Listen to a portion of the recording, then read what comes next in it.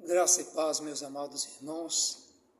Eu quero agradecer a Deus pela sua vida, pela vida de sua família e pela oportunidade que nós estamos tendo aqui hoje de podermos mais uma vez, nesta tarde, estudar a palavra de Deus e meditarmos na sua Escritura.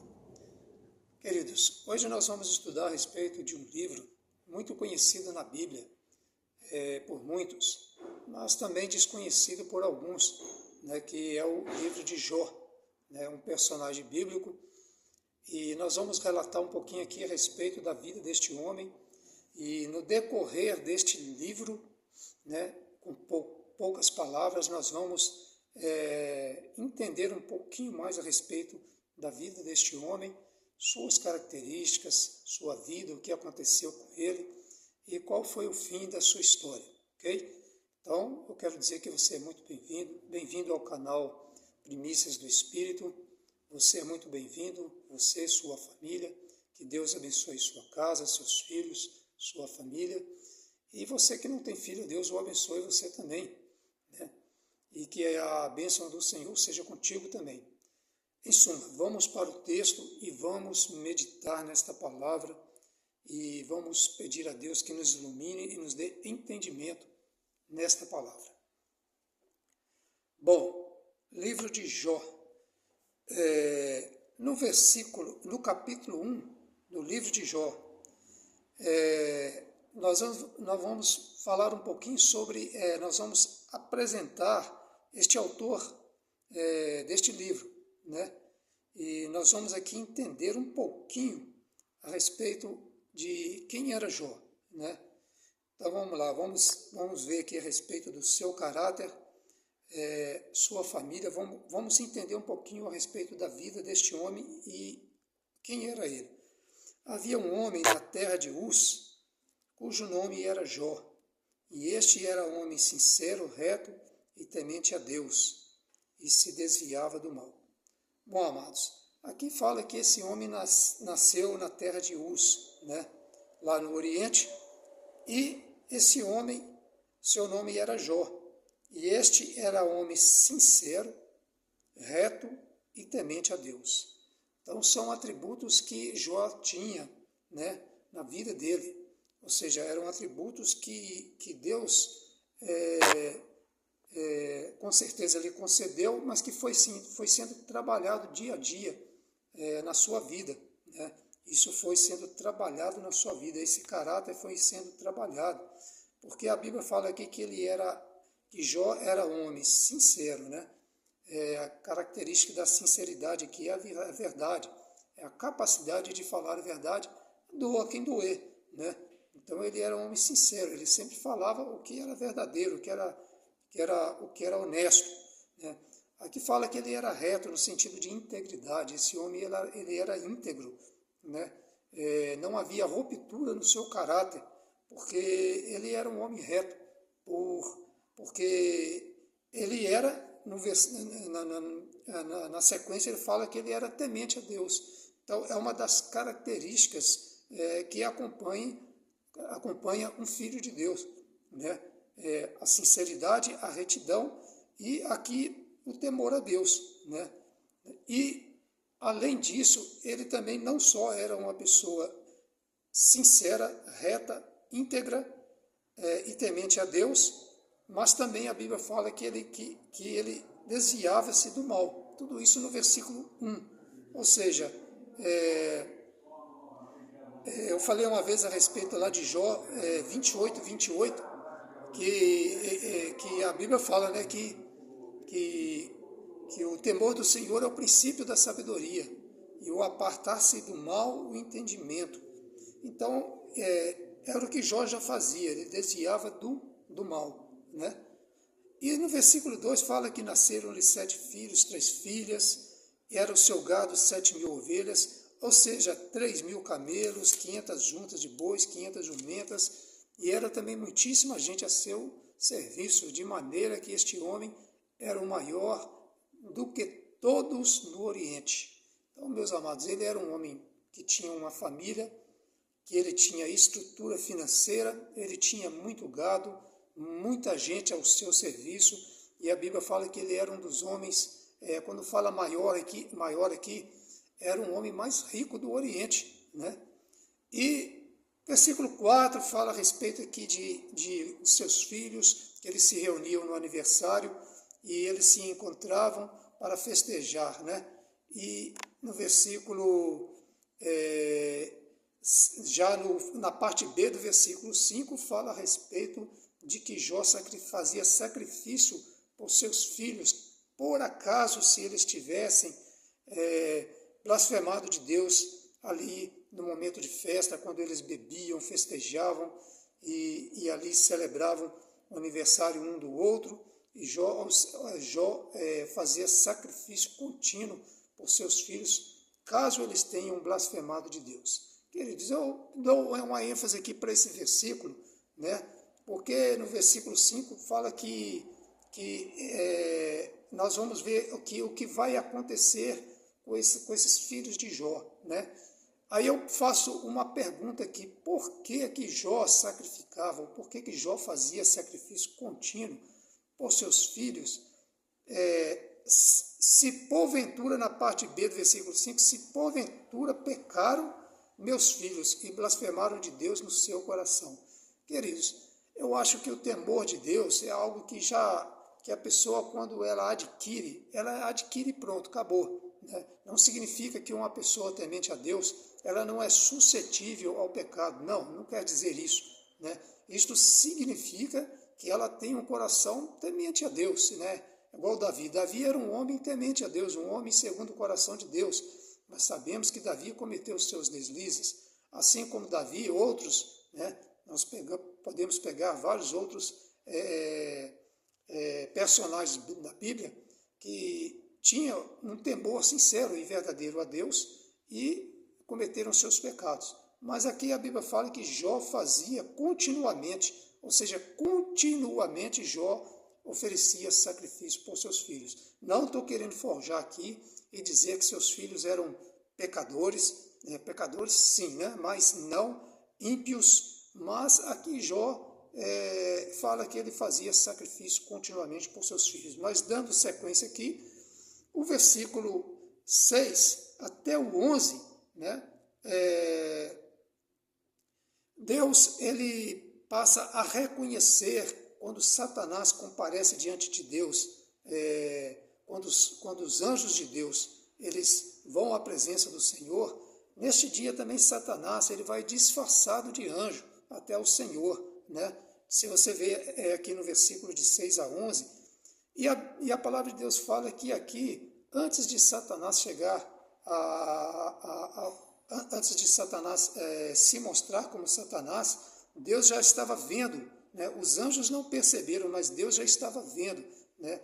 E aí Deus pega, né? E reconhece em Jó essas características de sinceridade, retidão, desviava-se do mal, né? Porque ele fala aqui que no versículo 6 fala assim: e vindo um dia em que os filhos de Deus vieram apresentar-se perante o Senhor, veio também Satanás entre eles. E aí o Senhor disse a Satanás, de onde vens? E Satanás respondeu ao Senhor e disse: de rodear a terra e passear por ela.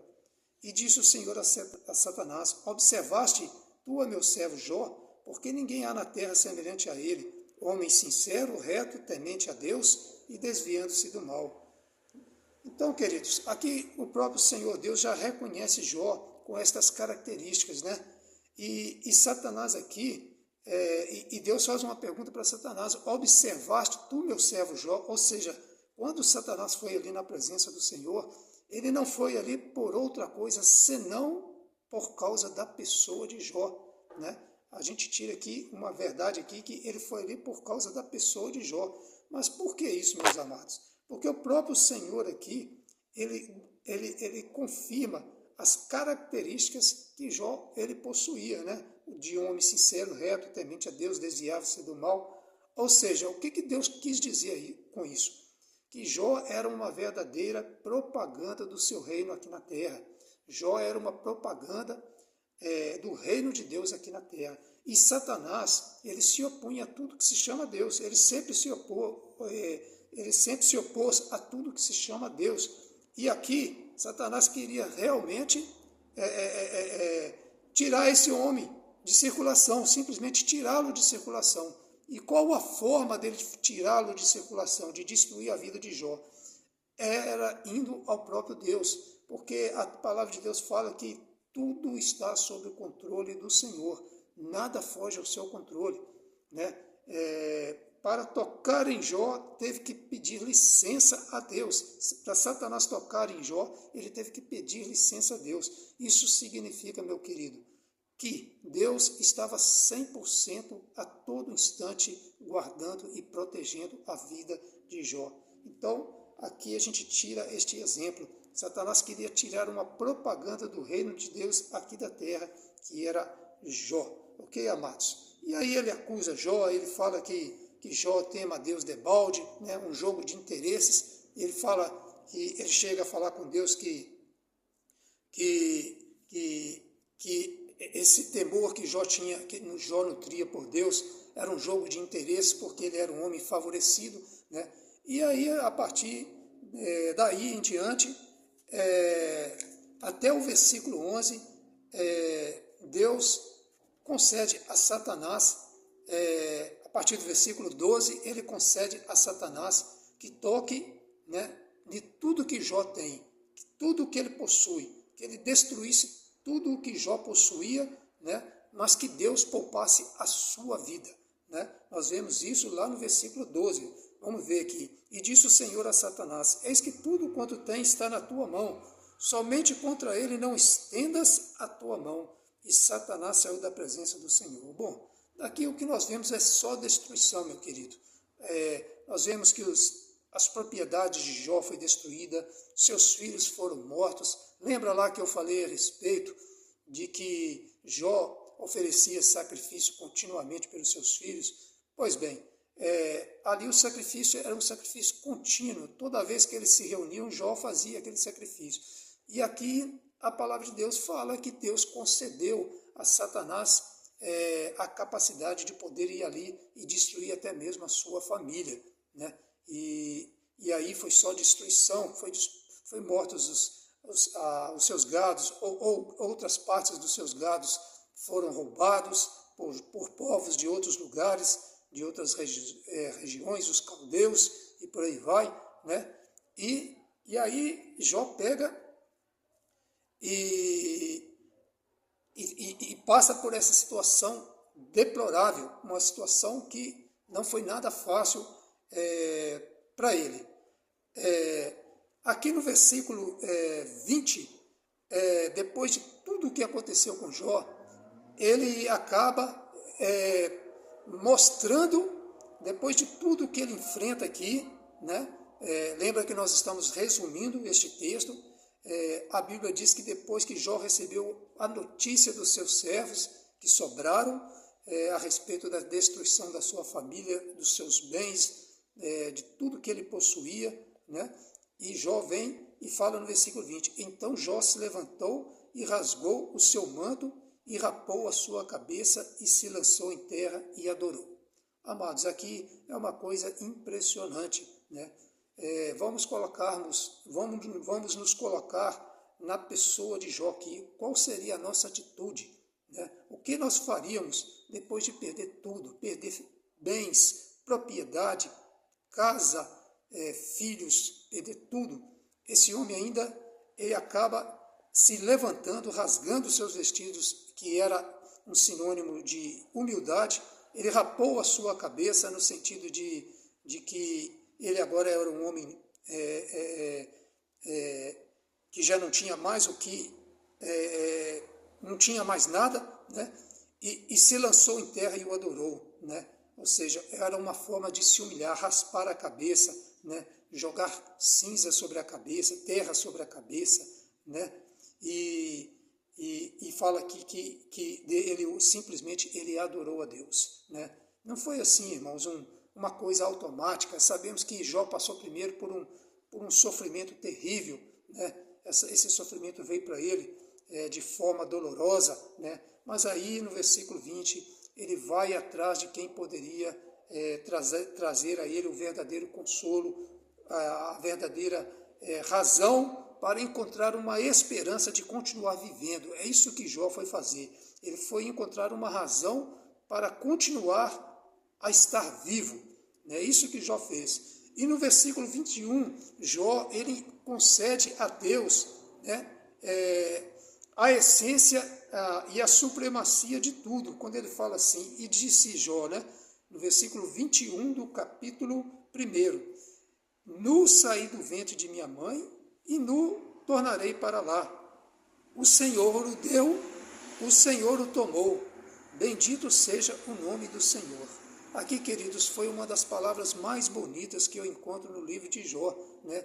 Ele entregando a Deus aquilo que ele tinha, tudo aquilo que ele possuía. Então, Satanás aqui já começa a perder, porque Jó não temia Deus por causa dos seus bens, nem tampouco por aquilo que ele possuía, mas havia no seu coração uma verdadeira adoração pelo próprio Deus, pelo Senhor Deus. E ele era, de fato, uma propaganda do reino de Deus aqui na terra. Ok, amados? E disse, nu saí do ventre de minha mãe, e nu tornarei para lá. Não é que Jó vai tornar para o ventre da mãe dele. Aqui está dizendo que Jó estava já presumindo a sua morte, ou seja, que ele iria para o seio da terra, para o mundo dos mortos, né? Nu tornarei para lá.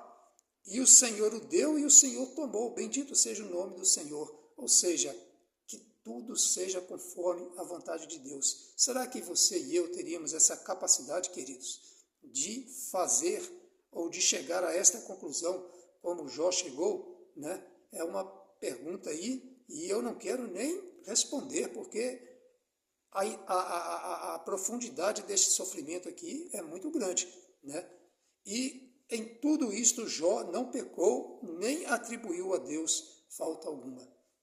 Isso é a prova de que Jó não era apenas, se eu fosse dizer nos dias de hoje, ele não era um evangélico, ele era um cristão, ele era um discípulo do próprio Senhor Deus, né? Porque em tudo isto Jó não pecou e nem atribuiu a Deus falta alguma.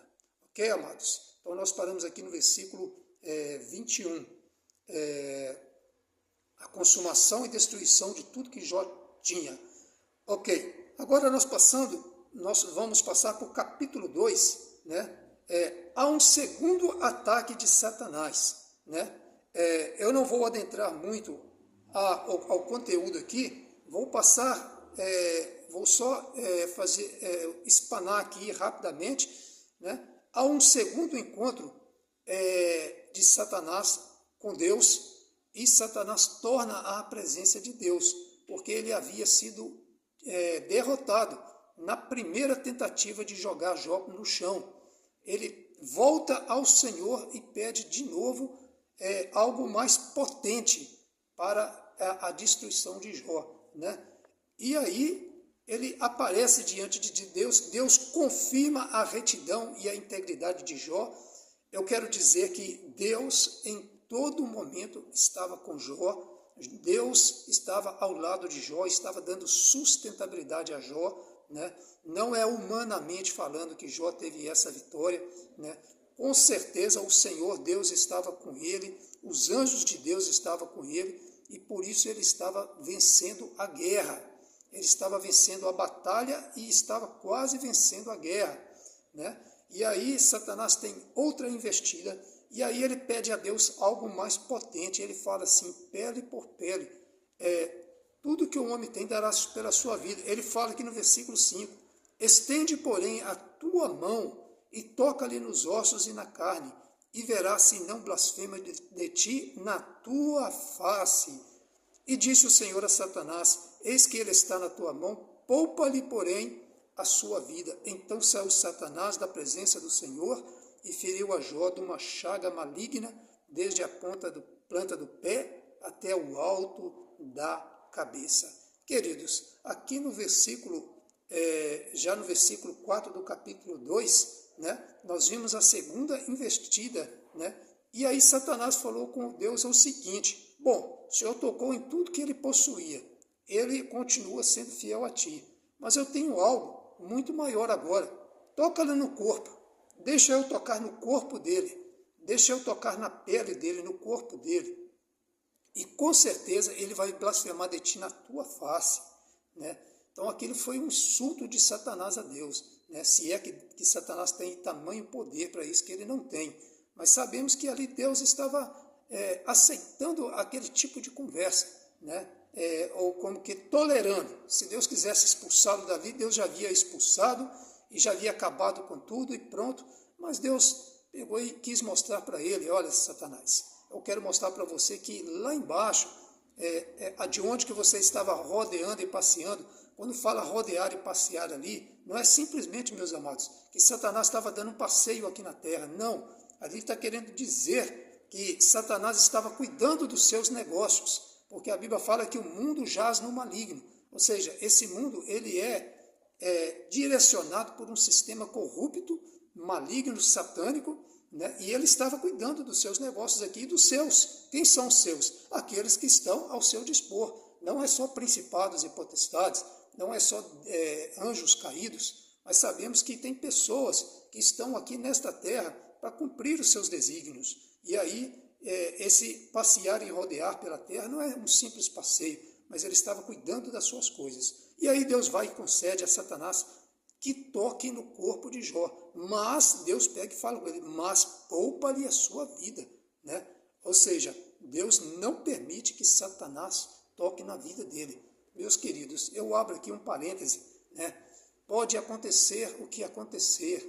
A palavra de Deus fala que a tua vida é propriedade particular de Deus, a menos que você não queira, a menos que você não esteja disposto a temê-lo, a estar com ele, né? Você passa a ser propriedade exclusiva de Deus. Primeiro, quando você ouve a palavra.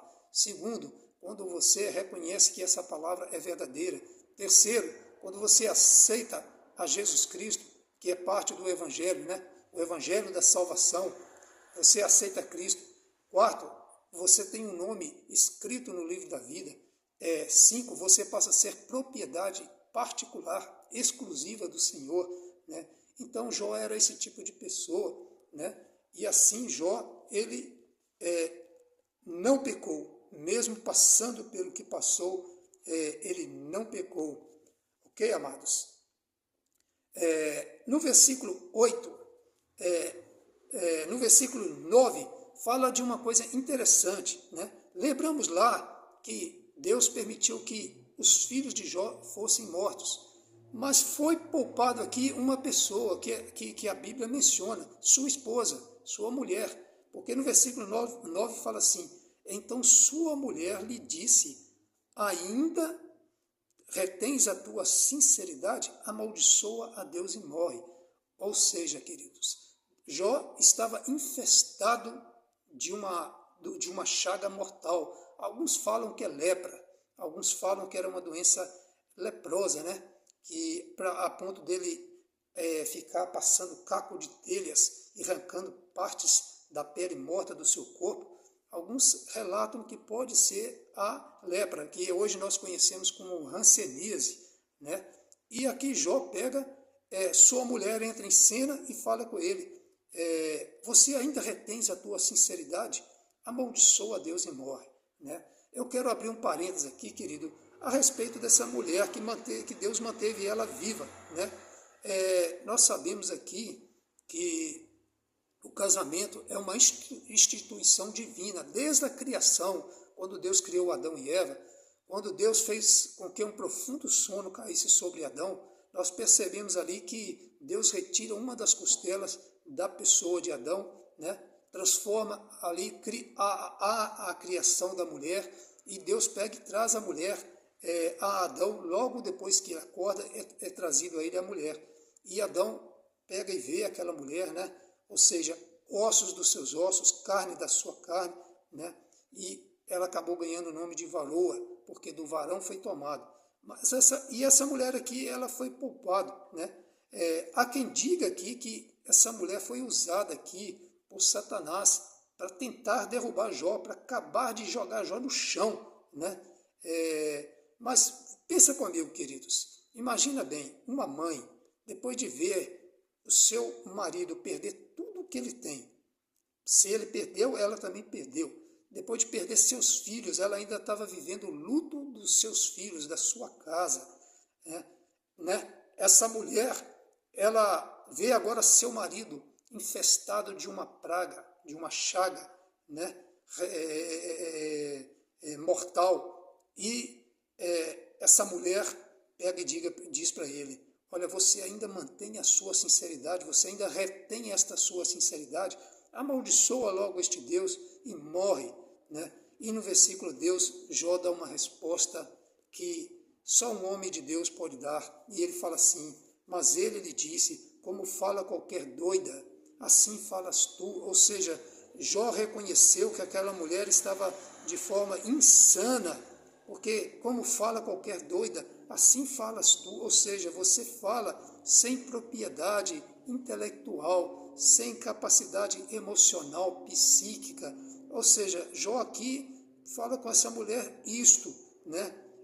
Receberemos o bem de Deus e não receberemos o mal, e tudo isto não pecou Jó com os seus lábios. Então, meus queridos, aqui nós vemos que Satanás ele é derrotado pela segunda vez, né? Ou seja, ele não tem mais o que fazer com Jó, porque Jó já estava, já tinha o vencido nessa situação, né? Embora a calamidade continua, embora o sofrimento continua, né? Aqui nós percebemos que Jó, ele mantém a sua integridade e a sua fidelidade diante do Senhor Deus. Amém, queridos? E aí, a partir do versículo 11 em diante, vem falando a respeito dos amigos de Jó. É chegado até Jó, né?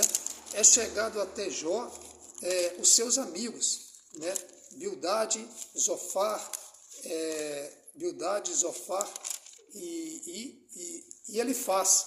Então, esses três amigos vêm até Jó, né? Verdade é que eles vêm até Jó não para... a princípio, eles vieram para consolar a Jó, né? Do mal que lhe havia acontecido. Mas depois, irmãos, aquilo virou num impasse em que eles começaram a acusar Jó, né? Depois de ver aquela calamidade sobre Jó, eles começaram a acusar Jó de pecado, né? Isso a gente percebe que até mesmo nos evangelhos, a gente vê lá que quando uma pessoa tinha uma enfermidade e Jesus ia curá-la, né? Quando os discípulos estavam por perto, era notório que os discípulos perguntassem: Senhor, quem pecou? Foi esse ou foi seus pais, né? Então, se uma pessoa tivesse, por exemplo, um problema de cegueira, ou até mesmo de atrofiamento no corpo, ou se era um paralítico, então isso já era notório, né? Diante do judaísmo, isso já era notório. A pessoa perguntar: quem pecou? Foi ele ou foi seus filhos? Né? Visto que nós vemos lá no Velho Testamento que Deus fala lá que ele visitaria a iniquidade dos pais nos filhos até a terceira e quarta geração. Mas depois Deus tirou isso e dizendo que a alma que pecar, essa morrerá. Então isso foi desfeito: a alma que pecar, essa morrerá, né? E ali Jesus ele até respondia, né, que às vezes vai e não peques mais. Ou seja, Jesus dava a credibilidade ali ao pecado, né? Outrora Jesus falava assim: não, nem este pecou, nem seus pais pecaram, mas para que se manifeste nele a glória de Deus, ok? Então, queridos, aqui os amigos de Jó vêm até ele e começam a acusá-lo de pecado. E aí, meu irmão, esse impasse durou muito tempo. Eu diria que foi desperdiçado a visita desses amigos? Não, porque a gente sabe que mesmo diante da dor que Jó enfrentava, a presença de alguém ali com ele, pelo menos o distraía um pouco, né? Só que a palavra que Jó gostaria de ouvir ali eram palavras que pudessem confortá-lo num momento de dor, num momento de terrível amargor, né? E os amigos de Jó foram ali e começaram a acusá-lo. Jó, você tem algum pecado na tua vida, você deve estar em falta com Deus, porque é impossível que essas coisas aconteçam com uma pessoa que mantém retidão, integridade, santidade diante de Deus, que essas coisas aconteçam. E aí, meus amados, eu quero dizer que esta teoria não é verdadeira. Vamos dizer, esta doutrina não é bíblica, porque nós sabemos que a prosperidade não significa nada em relação à condição do homem perante a Deus, né?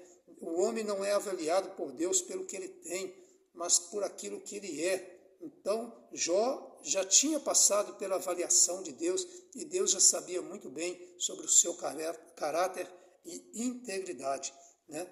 E aí, meus irmãos, esta conversa, esse impasse continua, né? E aí, lá no versículo 38, Deus entra em cena novamente.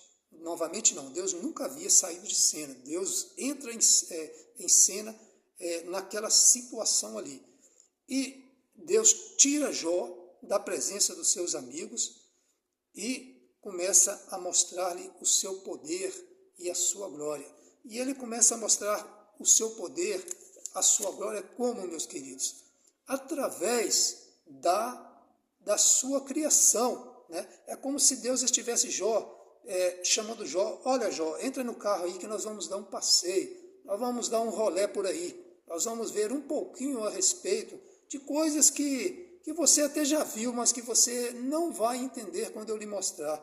E Deus tira Jó daquela situação, né, de sofrimento ali, em que sua mente estava cansada, seu corpo, e ele tira Jó um pouquinho daquela situação e lhe dá um anestésico, né? Vamos assim dizer, um anestésico, e começa a trazer a sua mente para outros focos, que ele estava tão envolvido com a dor que Deus tira ele para outros focos, né? Uma coisa que eu quero chamar a atenção aqui: quando você estiver vivenciando problemas, não fique com a sua cabeça mergulhada no problema.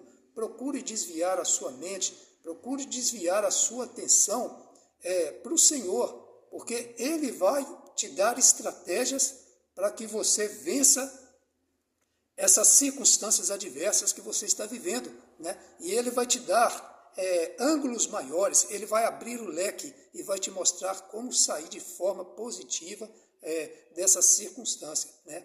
É certo que Deus fez isso com Jó, e aí Deus chama Jó para um passeio e começa a lhe mostrar a sua criação. Ele mostra aqui a criação dos seres vivos, né? Mostra a criação dos planetas, das coisas, né? De tudo. Ele mostra aqui o Leviatã, um ser gigantesco que habitava as profundezas dos mares, né? Ou seja, Deus mostra a Jó tudo o que ele havia criado com seu poder e glória. Deus mostra a sua onipotência, a sua onisciência, a sua onipresença. O que ele está querendo dizer para Jó? Jó, eu sou acima de qualquer circunstância, eu estou acima de qualquer circunstância. Jó, eu sempre estive presente na tua vida. Jó, eu ainda continuo presente na tua vida, e eu não te deixarei. E mostrou-lhe o seu poder e a sua glória. E já terminando aqui no capítulo 42, querido, depois que Deus lhe mostra todo o seu esplendor e glória, no capítulo 42, a Bíblia fala de uma parte que eu particularmente não poderia saltá-la, né? Porque de tão belíssima que ela é, e diz assim: então respondeu, no capítulo 42, a partir do verso 1, então respondeu Jó ao Senhor e disse: bem sei eu que tudo podes, e nenhum dos teus pensamentos pode ser impedido. Quem é aquele, dizes tu, que sem conhecimento encobre o conselho? Por isso falei do que não entendia, coisas que para mim eram maravilhosíssimas e que eu não compreendia. Escuta-me, pois, e eu falarei, eu te perguntarei, e tu ensina-me. Com o ouvir dos meus ouvidos ouvi, mas agora te veio os meus olhos. Por isso me abomino e me arrependo no pó e na cinza. Queridos, aqui mostra a glória de Deus e a sua capacidade de restaurar, de restauração, né? Jó passa a ter um encontro com o Senhor aqui, de verdade, bem profundo, bem íntimo, de forma bem íntima. Embora ele já era um homem que tinha comunhão com Deus, aqui ele tem um encontro face a face com o Senhor, né? E aí ele fala assim: então respondeu Jó ao Senhor e disse: bem sei eu que tudo podes. Ou seja, quem é contra o Senhor, ó Deus? Quem é capaz de determinar o que tu fazes, o que tu pensas, quem pode impedir os teus desígnios, né? Ou seja, versículo 3, quem aquele dizes tu que sem conhecimento encobre o conselho, né? Nossa, por mais, irmãos, por mais mentalmente capaz que nós somos, nós jamais vamos entender um milésimo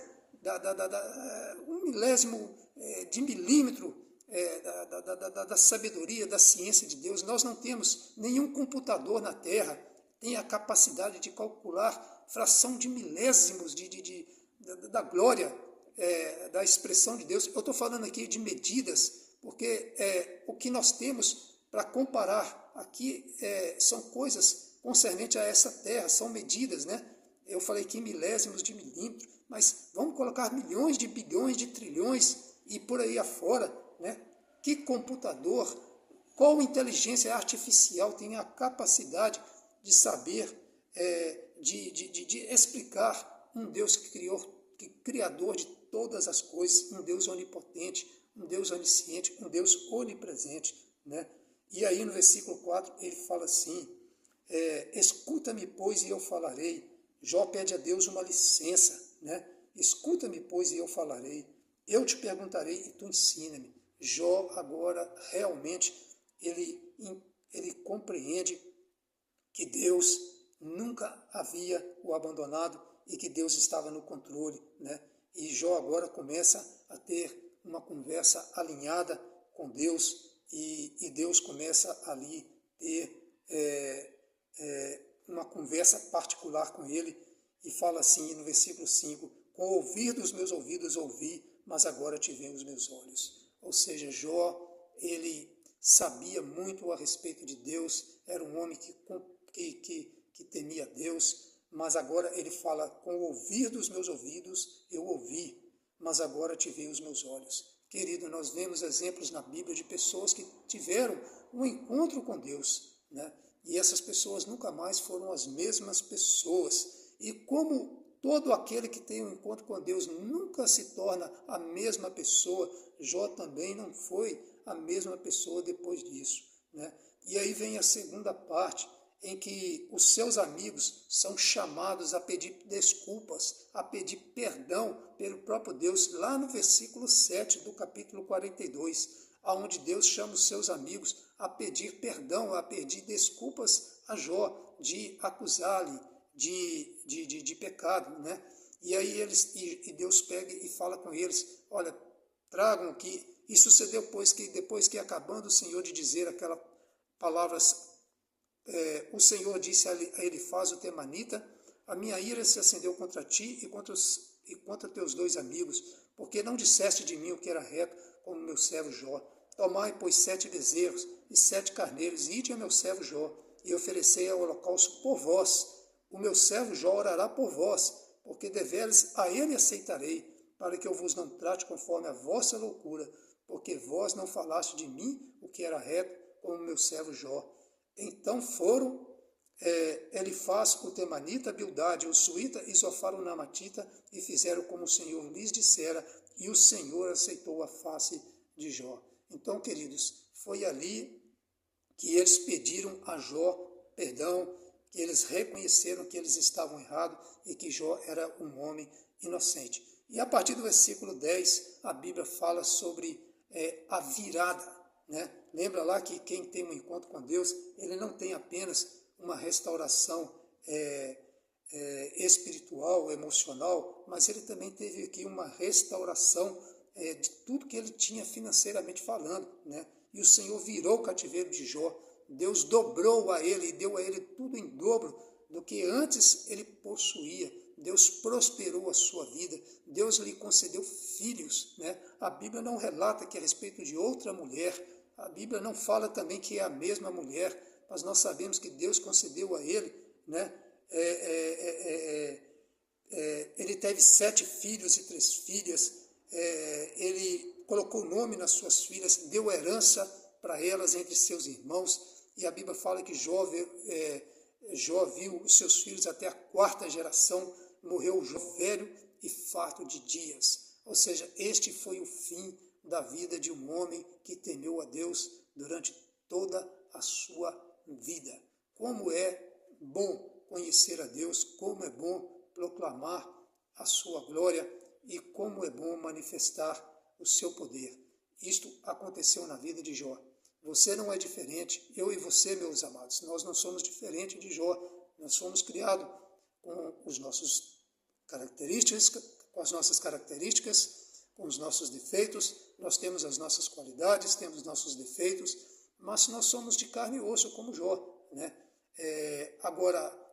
Nós fazemos da nossa vida aquilo que nós escolhemos, né? Deus, na sua grandeza, mesmo assim, ele permite que o livre-arbítrio